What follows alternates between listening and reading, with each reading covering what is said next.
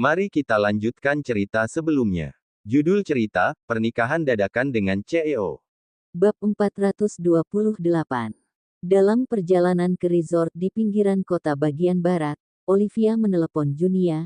Junia, aku mau temenin nenek keluar jalan-jalan hari ini, nggak bisa balik ke toko. Toko aku serahkan padamu, ya. Junia tersenyum dan berkata, nggak apa-apa. Kamu temenin nenek jalan-jalan santai saja. Serahkan saja toko padaku. Semuanya normal-normal saja. Lagi pula, besok sudah weekend. Mereka biasanya tidak akan buka toko di akhir pekan. Buka pun karena Olivia mau mengerjakan kerajinan tangannya. Setelah selesai telepon, Junia bergumam sendiri, kehidupan pernikahan Olivia semakin lama semakin menarik. Kak Olivia. Terdengar suara yang familiar memanggil Junia. Raut muka Junia langsung muram. Dia melihat Albert berjalan masuk, lalu berkata marah pada pria itu, Albert, apa kamu nggak dengar apa yang kakak katakan waktu itu? Mulai sekarang, jangan datang ke toko ini lagi. Kamu dan Olivia itu nggak mungkin. Mereka baru beberapa hari tidak bertemu. Albert tampak sedikit lebih kuyu dari sebelumnya. Lingkaran hitam di bawah matanya sangat besar. Janggutnya juga sudah tumbuh. Saat ini, pria itu tidak terlihat seperti pria berumur 22 tahun. Junia juga sedih melihat sepupunya seperti itu. Cinta bisa menyakiti orang tanpa disadari. Albert sudah bertahun-tahun naksir pada Olivia, jadi sangat susah untuk segera melepaskan temannya itu. Kak Junia, panggil Albert dengan suara yang terdengar menderita. Aku sudah memaksa diriku untuk menahannya beberapa hari, tapi hari-hari rasanya susah sekali dilewati. Begitu aku menyantai, aku akan selalu memikirkan Kak Olivia. Aku benar-benar sangat menyukainya, sangat mencintainya, aku nggak bisa melepaskannya, Kak. Bagaimana ini? Apa kakak bisa membantuku? Albert meraih kedua bahu Junia dan memohon, Kak, aku ini adik sepupumu. Selain kakak, nggak ada orang lain yang bisa membantuku. Junia menepuk tangan Albert yang memegang bahunya dan berkata dengan serius, Albert, kakak harus bilang berapa kali. Olivia sudah menikah. Dia itu sudah punya suami. Mau seberapa besar cintamu padanya, kamu juga nggak bisa mengubah fakta itu. Menyerahlah. Dia nggak cocok denganmu. Dia juga nggak mungkin bisa mencintaimu. Detik berikutnya, dia memperingatkan Albert dengan kejam, kalau kamu masih nggak tahu malu dan mengganggu Olivia, jangan salahkan kakak kalau kakak jahat padamu nanti. Lagi pula, dengan berbuat seperti itu, kamu akan membuat Olivia menghindarimu setiap kali bertemu denganmu nanti.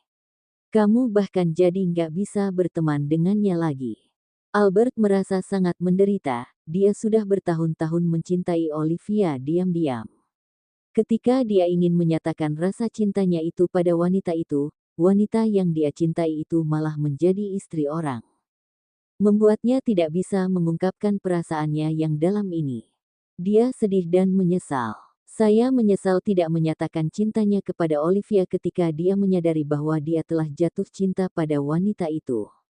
Kalaupun waktu itu dia masih belum dewasa, dia bisa meminta Kak Olivia untuk menunggunya sampai dewasa. Kak, aku ingin bertemu dengan Kak Olivia. Apa boleh? Nggak boleh. Junia memukul lengan Albert dengan keras dan berkata, kamu sama sekali nggak dengar apa yang kakak katakan padamu ya. Apa kamu ingin mencelakai Olivia?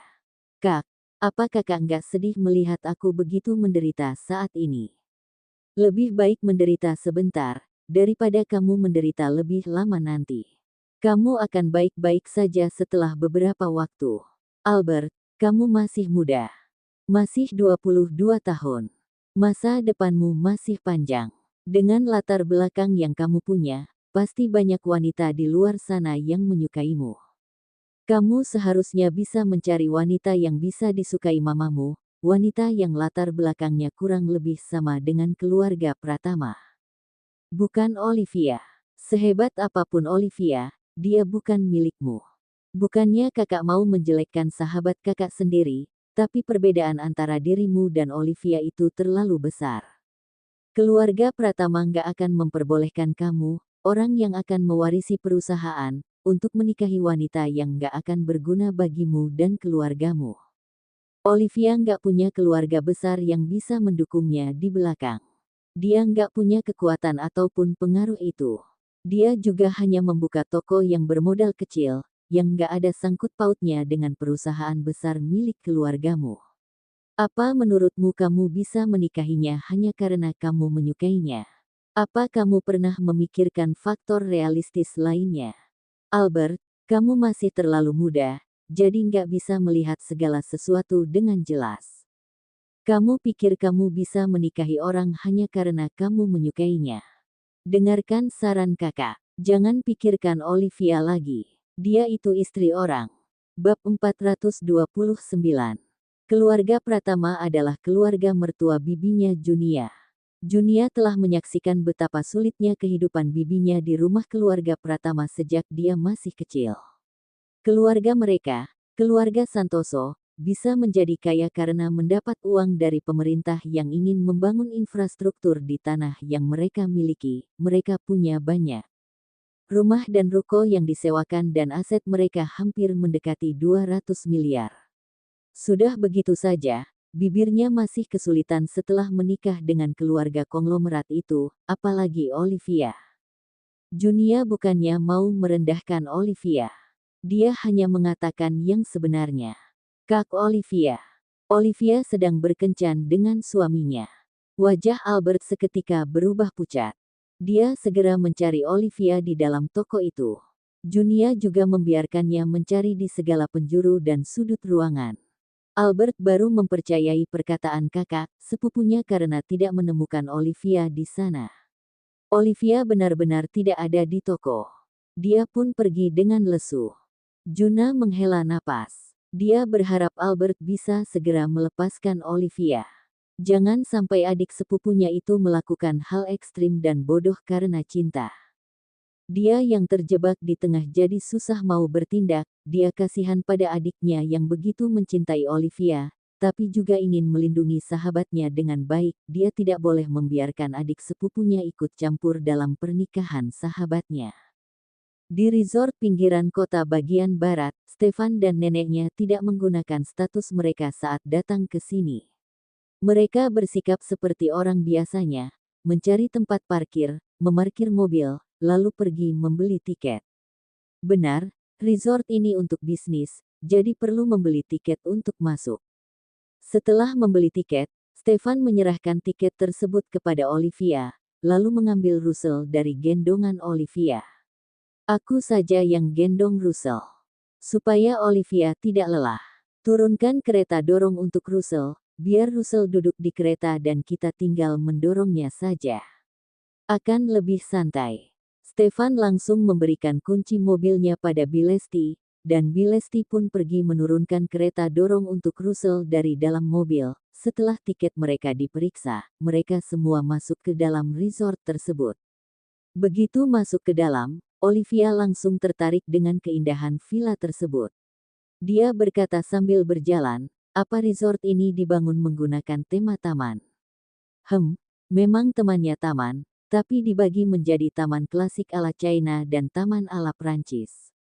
Bagian depan taman menggunakan gaya klasik ala China, dan bagian belakang menggunakan gaya ala Prancis. Resort ini terlalu besar. Jika kita menghabiskan sepanjang hari berjalan di sini, kita hanya bisa melihat sekilas tanpa mengamati dengan cermat. Stefan dan Olivia berjalan di depan sambil mendorong kereta Russell, sedangkan nenek Sarah dan Bilesti berjalan di belakang.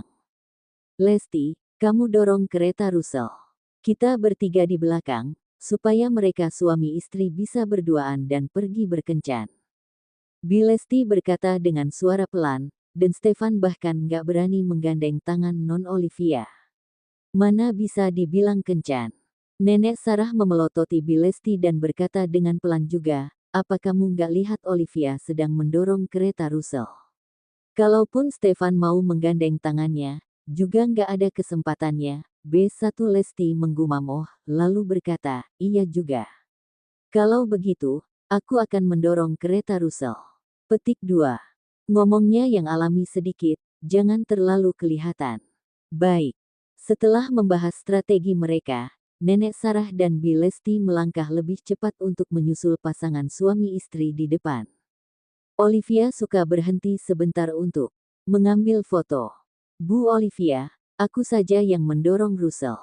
Bi Lesti mendapatkan kesempatan, langsung meraih kereta Russell dan mendorongnya. Jadinya nggak mengganggu Bu Olivia kalau mau foto. Majikanku yang dulu pernah beberapa kali datang ke resort ini. Aku sudah cukup tahu dengan tempat ini, jadi nggak ada keinginan untuk mengambil foto. Kalau dia ngomong begitu, Olivia tidak akan curiga. Karena tidak perlu mendorong Russell, Olivia jadi berjalan dengan sangat lambat. Dia merasa setiap inci pemandangan di taman itu sangat indah, jadi selalu berhenti untuk mengambil fotonya. Saat melewati sisi Stefan, Nenek Sarah sengaja menyenggol cucunya itu dan mengisyaratkan sesuatu dengan alis dan matanya. Setelah itu, dia dan Bi Lesti pergi sambil mendorong kereta Russell, seolah tidak terjadi apa-apa. Ketika Olivia selesai mengambil foto, dia baru menyadari bahwa Nenek Sarah dan Bi Lesti sudah berjalan jauh di depan. Stefan, ayo cepat jalannya, kalau nggak nanti susah mau nyusul Nenek dan Bi Lesti. Bab 430. Olivia menjejalkan ponselnya kembali ke saku celana, dan refleks. Langsung menarik Stefan untuk berjalan lebih cepat. Ini adalah kesempatan bagus. Stefan segera menarik kembali tangan Olivia dan menggandengnya. Sambil berjalan, jari-jari mereka jadi bertautan. Rasanya senang sekali menggandeng tangan kecil istrinya. Stefan adalah pria tsundere yang tidak punya pengalaman berpacaran sebelumnya. Namun, dia juga sangat berbunga-bunga dan senang saat berhasil menggandeng tangan istrinya. Olivia sadar Stefan menggenggam tangannya erat-erat. Dia melihat ke bawah dan melihat jari-jari mereka saling bertautan erat. Pria itu yang menautkannya. Dia melirik Stefan diam-diam. Melihat pria itu masih saja memasang wajah dingin dan angkuh, dia bergumam dalam hati. Pegang tangan orang, tapi ekspresinya kayak nggak ada apa-apa. Jadi, dia menggambar beberapa guratan di telapak tangan Stefan dengan ibu jarinya. Ketika pria itu memandangnya, dia juga melihat lurus ke depan. Kalau pria ini mau berlagak bodoh, dia juga tidak akan kalah. Mulut Stefan melengkung ke atas. Dia sangat suka dengan sifat Olivia ini, orangnya tidak malu dan langsung melakukan apa yang dia mau. Setelah masalah kakakmu terselesaikan, aku akan mengajakmu liburan ke sini lagi kalau aku ada waktu. Dia menunjuk ke villa-villa yang terbuat dari kayu di kejauhan, rasanya menyenangkan menginap di rumah-rumah itu. Kamu harus menepati janjimu. Kapan aku pernah berbohong padamu? Olivia tersenyum, kalaupun kamu pernah berbohong padaku, kamu juga nggak akan mengakuinya. Aku juga nggak bisa berbuat apa-apa. Stefan tiba-tiba terdiam. Karena dia benar-benar telah berbohong pada wanita ini, dan kebohongannya sangat besar. Karena Stefan tiba-tiba diam saja, Olivia menoleh, tersenyum dan berkata, jangan bilang kamu benar-benar telah berbohong padaku. Stefan tidak tahu harus berkata apa. Untung saja, ponsel Olivia berbunyi, jadi dia terselamatkan dari pertanyaan itu. Dia menghela napas lega. Orang yang menelepon Olivia adalah Amelia. Olivia, kamu hari ini nggak ke toko, ya? Amelia pergi ke toko buku, tapi tidak melihat Olivia di sana. Jadi, dia menelepon. Iya, aku pergi jalan-jalan hari ini. Amelia langsung tertarik dan bertanya, kamu pergi main jalan-jalan kemana? Kebetulan sekali aku lagi bosan banget. Kirimkan lokasimu. Aku akan ke sana sekarang dan kita bisa main bersama seharian. Aku lagi di resort yang berada di pinggiran kota bagian barat. Aku akan mengirimkan lokasinya padamu sekarang. Mendengar perkataan Olivia, Stefan yang berada di sebelah langsung menggenggam tangannya dengan lebih erat. Si Amelia itu benar-benar tidak bisa disingkirkan, jarang-jarang dia bisa keluar kencan dengan Olivia, wanita itu masih mau datang mengganggu. Apa wanita itu tidak tahu kalau orang yang jadi obat nyamuk dibenci orang? Oh ya, kamu lagi dengan siapa? Aku ke sini dengan suamiku dan neneknya. Suasana hati neneknya jadi buruk, jadi kami membawa neneknya datang ke sini untuk bersantai. Mendengar itu, Amelia langsung berkata dengan tidak enak, kalau begitu, nggak jadi deh. Aku nggak jadi ke sana. Kalian main saja di sana. Lain kali kalau mau pergi liburan ke resort jangan lupa bilang padaku, jadi kita bisa pergi bersama. Bersenang-senanglah. Pemandangan di sana sangat bagus. Resort itu berada di bawah naungan Aditama Group. Olivia berkata, ternyata resort ini punya Aditama Group. Bisnis perusahaan mereka benar-benar banyak, ya. Di mana-mana ada bisnis mereka. Amelia tertawa dan berkata, mereka nggak sembarangan bisa disebut keluarga terkaya di Mambera. Aset keluarga mereka sangat banyak, uang pengarun mereka juga sangat besar. Tempat-tempat dengan pemandangan yang bagus sudah dibeli semua oleh mereka, sehingga resort yang mereka bangun sangat populer. Olivia berkata, kepala keluarga mereka pintar melihat lokasi. Amelia terdiam sesaat, berusaha menjaga nada suaranya senormal mungkin dan berkata, Tuan muda keluarga Aditama memang pintar melihat lokasi. Aditama Group berkembang sangat pesat setelah diserahkan padanya. Kakakku sampai kesulitan mengejarnya. Bab 431. Olivia tahu perasaan Olivia terhadap tuan muda keluarga Aditama itu, jadi dia tidak ingin membicarakan topik ini terlalu banyak, supaya sampai Amelia tidak merasa tidak nyaman. Jadi, dia segera mengganti topik pembicaraan. Setelah sekian topik yang diobrolkan, Amelia membicarakan tentang apa yang sedang dia kerjakan akhir-akhir ini. Dia berkata, kakakku takut aku akan memikirkan tuan muda keluarga Aditama kalau menganggur, dan jadinya akan lebih sedih. Jadinya dia memberiku pekerjaan dan menyuruhku untuk mencari keberadaan bibiku. Bibimu. Olivia tidak tahu banyak tentang keluarga Sanjaya. Hanya tahu keluarga Sanjaya adalah keluarga terkaya nomor 2 setelah keluarga Aditama. Satu-satunya orang keluarga Sanjaya yang dia kenal adalah Amelia. Olivia, kalau dipikir-pikir, situasi mamaku sangat mirip dengan kamu dan kakakmu. Kakek dan nenek dari pihak mamaku juga meninggal di usia muda dan gak ada keluarga mamaku dan adiknya. Jadinya, mamaku dan adiknya dikirim ke panti asuhan dan hidup di sana selama beberapa waktu. Karena tanteku masih sangat kecil, gak ngerti apa-apa, dan juga sangat imut, dia diadopsi oleh sepasang suami istri kaya yang gak bisa punya anak. Sedangkan mamaku tetap tinggal di panti asuhan. Tapi, mamaku selalu mengingat tanteku. Setelah tumbuh dewasa, setelah punya kemampuan sendiri, mamaku mulai mencari keberadaan tanteku. Tapi sayangnya, dulu kalau mau cari orang itu susah sekali, nggak seperti sekarang karena internet sudah berkembang pesat. Asalkan diunggah ke internet, pasti mudah menarik perhatian orang dan jadinya lebih mudah mencari keberadaan tanteku. Mamaku masih belum menemukan keberadaan tanteku sampai sekarang. Beberapa waktu yang lalu, dia memang menemukan pasangan suami istri yang mengadopsi tanteku waktu itu. Kami semua sangat senang, mengira mamaku akhirnya menemukan keberadaan adiknya. Tapi tak disangka, waktu aku menemani mamaku pergi ke sana dan menanyakan keberadaan tanteku pada pasangan suami istri itu, mereka malah bilang nggak tahu. Olivia jadi ikut gelisah mendengarnya. Dia bertanya, kenapa nggak tahu? Kan mereka yang mengadopsi tantemu. Apa mereka nggak ingin tantemu bertemu dengan mamamu dan sengaja bilang nggak tahu? Bukan. Amelia berkata dengan marah. 1 tahun setelah mereka mengadopsi tanteku, mereka akhirnya punya anak sendiri. Mereka semakin lama jadi nggak menyukai tanteku lagi, kalau nggak dipukul pasti dimarahi, bahkan khawatir tanteku akan merebut harta mereka dari tangan anak kandung mereka ketika sudah tumbuh dewasa. Jadinya, pasangan itu memutuskan untuk memberikan tanteku pada pasangan lain yang nggak memiliki anak juga. Olivia sangat marah mendengarnya. Mereka awalnya nggak bisa punya anak, makanya mengadopsi tantemu, setelah itu baru bisa punya anak. Itu karena tantemu membawa keberuntungan bagi mereka. Mereka seharusnya memperlakukan tantemu dengan lebih baik setelah itu, Tapi bisa-bisanya mereka memukul dan memarahi tantemu, bahkan memberikan tantemu kepada orang lain.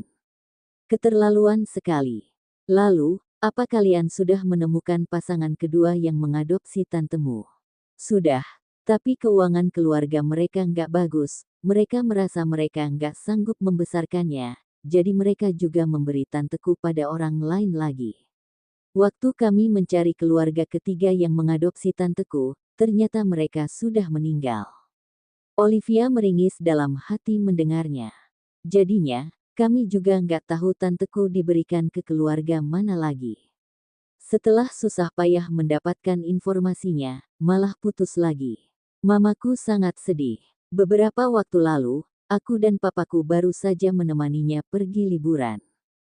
Dia pulang lebih cepat demi Stefan, sedangkan ayahnya masih menemani ibunya menenangkan diri. Sekarang, aku masih terus membantu mamaku mencari tanteku. Kalau Tuhan punya mata dan tahu betapa kangennya mamaku pada adiknya, dia pasti akan membiarkanku menemukannya.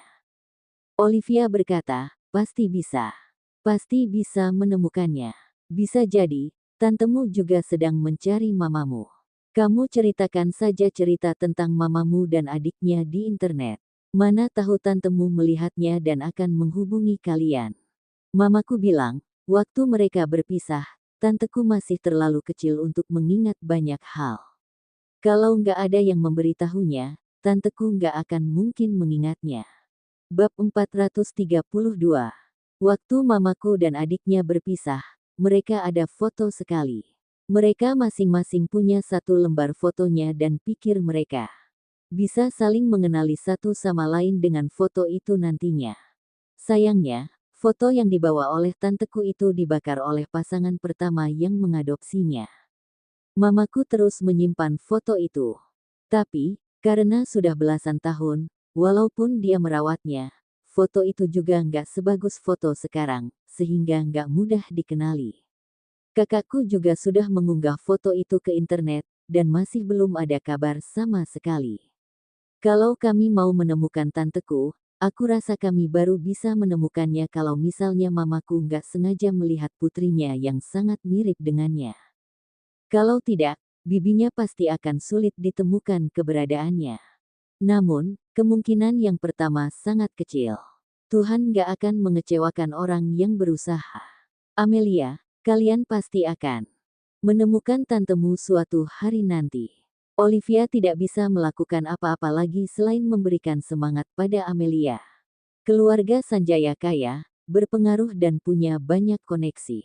Setelah bertahun-tahun lamanya, bahkan mereka saja tidak bisa menemukan keberadaan Bibi Amelia. Apalagi dia, orang yang tidak punya pengaruh dan koneksi. Kuharap aku bisa cepat menemukan keberadaan tanteku, supaya mamaku bisa bertemu kembali dengan adiknya. Olivia, kalau kamu kenal seseorang yang diadopsi, tolong bilang padaku. Aku nggak akan melewatkan kemungkinan sekecil apapun.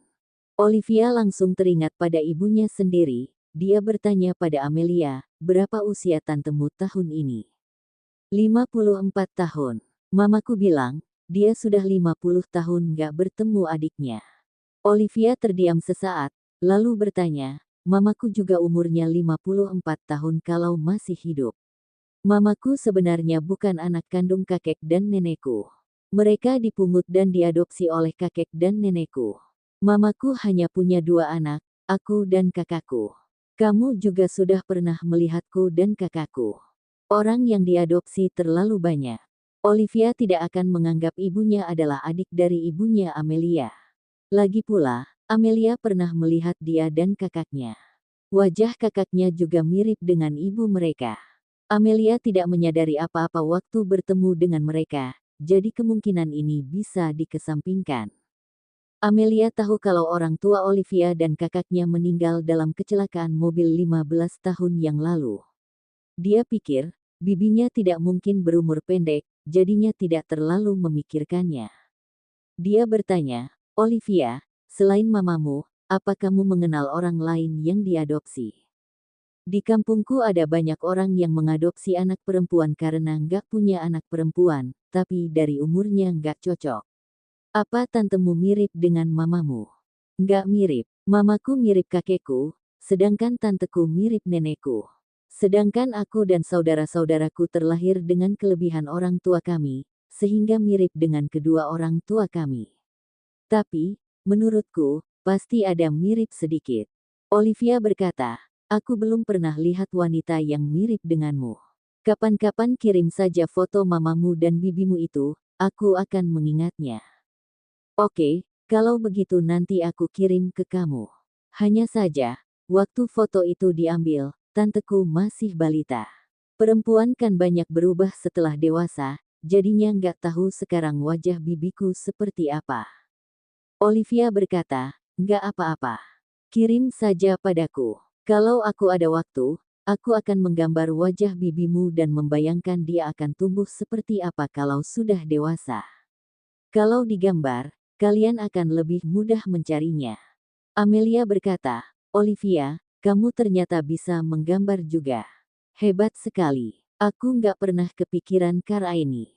Olivia berkata, makanya kalau ada masalah cerita saja. Kita bisa saling membantu dan menemukan jalan keluarnya. Bab 433.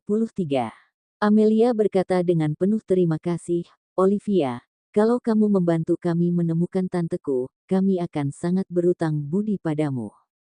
Kami nggak akan memperlakukanmu dengan buruk. Kita ini teman, nggak usah sungkan seperti itu. Aku hanya teringat akan mamaku.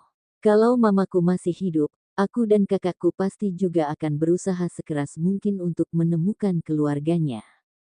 Ibu Olivia sudah meninggal belasan tahun. Olivia sudah tidak terlalu ingat dengan sosok ibunya, tapi untungnya kakaknya sangat mirip dengan ibunya. Dia jadi bisa mengingat sosok ibunya apabila melihat wajah kakaknya. Olivia, aku nggak akan mengganggumu berkencan dengan suamimu lagi. Bersenang-senanglah. Kalau mau mengadakan resepsi pernikahan, jangan lupa beri tahu aku. Aku akan menjadi bridesmaid-mu, ujar Amelia dengan nada bercanda, lalu mematikan panggilan itu. Lagi-lagi si Amelia Sanjaya itu. Tanya Stefan dengan acuh tak acuh, iya, Amelia awalnya mau ikut ke sini, tapi waktu dengar aku lagi sama kamu, dia nggak jadi datang. Stefan menggumam dalam hati dengan dingin. Untung tahu diri, Amelia sebenarnya orangnya sangat baik. Bos kalian. Olivia menghela napas ketika memikirkan bahwa tuan muda keluarga Aditama sudah menikah, hanya saja mereka nggak berjodoh. Apa yang kalian berdua bicarakan? Aku mendengarmu mengungkit mertuaku. Stefan mengalihkan topik pembicaraan, dia tidak ingin mendengar Olivia membicarakan gosip mengenai dirinya. Keduanya berjalan berdampingan sambil bergandengan tangan. Olivia berkata, Amelia bilang, dia sekarang sedang fokus mencari keberadaan bibinya. Jadinya lebih bagus karena ada kerjaan, jadinya dia nggak selalu memikirkan tuan muda keluarga Aditama. Nggak ngangka, mamanya Amelia ternyata tumbuh di panti asuhan. Mamanya juga punya satu adik perempuan yang diadopsi orang, tapi setelah itu adiknya diadopsi berkali-kali oleh beberapa keluarga yang berbeda, sehingga mereka nggak bisa menemukan adik mamanya sekarang. Mamaku juga diadopsi oleh kakek dan nenekku, tapi nggak ada saudara yang mencarinya selama ini. Aku juga sudah nggak ingat dengan masa kecilku.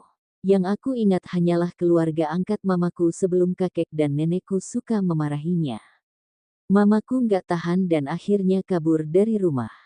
Waktu mamaku kabur dari rumah, umurnya baru 7 atau 8 tahun. Dia nggak bisa menghidupi dirinya sendiri, kelaparan dan pingsan di pinggir jalan. Kakek dan nenekku mengangkatnya jadi anak dan barulah dia bisa hidup dengan tenang. Lalu, dia bertemu dengan papaku dan menikah dengan papaku, melahirkan kakakku dan aku. Papa mamaku pintar mencari duit, sehingga kondisi keuangan keluarga kami semakin lama semakin baik. Tapi, Olivia tidak melanjutkan perkataannya. Stefan sudah tahu apa kelanjutannya. Mamanya Amelia merindukan adiknya. Satu keluarga mereka rela mengeluarkan uang dan waktu untuk mencarinya dan gak pernah putus asa. Bibinya Amelia mungkin hidupnya agak susah dari dulu, tapi setidaknya jauh lebih beruntung dari mamaku. Setidaknya ada keluarga yang masih memikirkannya. Mamaku malah nggak ingat dirinya masih punya keluarga. Dia selalu berpindah-pindah waktu masih kecil, lalu sering dipukul, dimarahi dan dibiarkan kelaparan. Dia bahkan pernah sakit parah sekali, sehingga dia nggak ada ingatan sebelum umur 7 atau 8 tahun. Stefan menggenggam tangan Olivia dengan erat dan berkata dengan suara yang dalam, alasan kenapa nggak ada orang yang mencari mamamu mungkin karena keluarganya juga sudah nggak ada di dunia ini, atau nggak dia dulu dibuang. Zaman dulu, banyak orang yang nggak suka punya anak perempuan dan akan membuang anak mereka. Olivia memikirkannya, lalu berkata, benar juga. Kalau mamaku sengaja dibuang, kalaupun dia masih ada keluarga di sini, nggak ada yang akan mencarinya. Amelia jadi sedih karena mengungkit ibunya yang sudah meninggal. Petik 2. Stefan, aku ingin sekali pergi mengunjungi kuburan orang tuaku. Sejak keluarga di kampung mengusir aku dan kakakku dari rumah, kami nggak pernah pergi ke kuburan orang tua kami lagi. Mereka nggak memperbolehkan kami ke sana, selalu mengancam kami, kalau kami diam-diam ke sana, mereka akan menghancurkan kuburan itu. Kemudian, setelah itu mereka juga memindahkan kuburan orang tua kami. Aku bahkan nggak tahu kuburan orang tuaku di mana sekarang. Alasan Olivia tidak ingin berdamai dengan keluarga-keluarganya di kampung itu sebenarnya karena mereka sangat keterlaluan. Mereka bahkan tidak memperbolehkan dia dan kakaknya mengunjungi kuburan orang tua mereka. Padahal itu orang tua mereka. Dulu dia masih kecil, masih tidak bisa melawan. Sekarang dia sudah dewasa, tapi kuburan orang tuanya sudah dipindahkan dan orang-orang itu tidak mau bilang dipindahkan kemana. Dia dan kakaknya jadi tidak tahu harus cari kemana. Orang-orang itu begitu keterlaluan dan sekarang ingin berdamai dengannya. Dia tidak akan bisa memaafkan mereka. Stefan menghentikan langkahnya. Olivia juga ikut berhenti. Mereka saling bertatapan. Stefan meraih kedua bahu Olivia dan berjanji, Olivia, suatu hari nanti aku akan menemukannya dan kalian akan bisa mengunjungi kuburan orang tua kalian. Kita juga akan merebut kembali rumah peninggalan orang tuamu. Bab 434.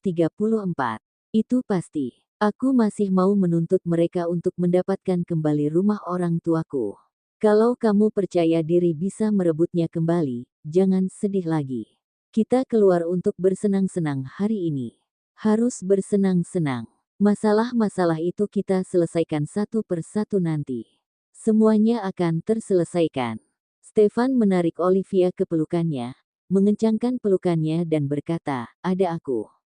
Kalaupun langit runtuh, kamu nggak perlu khawatir. Aku akan membantumu menahannya. Olivia tidak melepaskan diri dari pelukan Stefan, bersandar dengan tenang di dada pria itu. Sesaat kemudian, dia baru melepaskan diri, wajahnya merah. Ada banyak orang di sini. Stefan menggandeng tangan Olivia dengan acuh tak acuh, lalu mengajak wanita itu berjalan lagi, kita ini suami istri. Lagian kita juga nggak melakukan apa-apa. Kenapa takut ada banyak orang? Olivia diam saja. Pantas saja kakakku selalu bilang aku harus memperlakukanmu dengan baik. Ternyata pria ini sudah mendapatkan restu kakaknya sejak lama. Setelah menikah dan sering bersama pria ini, Olivia tahu kalau meskipun pria ini punya kekurangan, tapi kelebihannya jauh lebih banyak dari kekurangannya. Lagi pula, semua orang memiliki kekurangan. Dia sendiri juga banyak, ketika menghadapi masalah, pria ini jauh lebih baik daripada Roni, si pria brengsek itu. Hati Olivia yang awalnya sudah mulai tersentuh sekali lagi dibuat berdebar-debar oleh Stefan. Dia harus mencari kesempatan untuk mencuri surat perjanjian milik Stefan dan menghancurkannya. Setelah itu, dia jadi bisa menggoda pria ini dengan sesuka hati. Nanti kalau dia sudah mendapatkan pria ini dan mereka telah benar-benar menjadi pasangan suami istri yang sebenarnya, pria ini tidak akan mengungkit tentang perjanjian itu lagi. Olivia menoleh untuk melihat wajah Stefan yang dingin. Dia menghela napas. Dia sebaiknya melatih jantungnya agak menjadi lebih kuat dulu. Kalau tidak, Api cinta dalam dirinya pasti akan langsung padam setiap kali melihat wajah dingin pria ini. Kalau begitu perlakukanlah aku dengan baik. Memangnya perlakuanku terhadapmu masih kurang baik? Stefan merapatkan bibirnya, tidak menjawab. Mereka berdua selalu berusaha menjaga hubungan mereka. Olivia bukan tipe wanita yang hanya menerima dan menikmati pemberian, tapi juga memberi balik. Kalau Stefan berbuat baik padanya, dia juga akan membalas yang baik. Kalau Stefan berbuat sangat baik padanya, dia juga akan membalas dengan sangat baik. Yang jelas, dia jadinya tidak punya utang. Kalau Stefan ingin Olivia memperlakukannya dengan baik, pria itu harus melakukannya terlebih dahulu.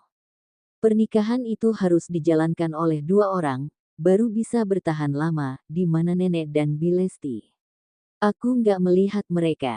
Olivia teringat akan nenek Sarah, lalu cepat-cepat bertanya pada Stefan, kamu tinggi, jadi bisa lihat ke kejauhan. Apa kamu bisa melihat mereka di depan sana? Stefan memandang ke kejauhan dan menjawab, nggak ada. Nggak apa-apa. Nenekku sudah berkali-kali datang ke tempat ini.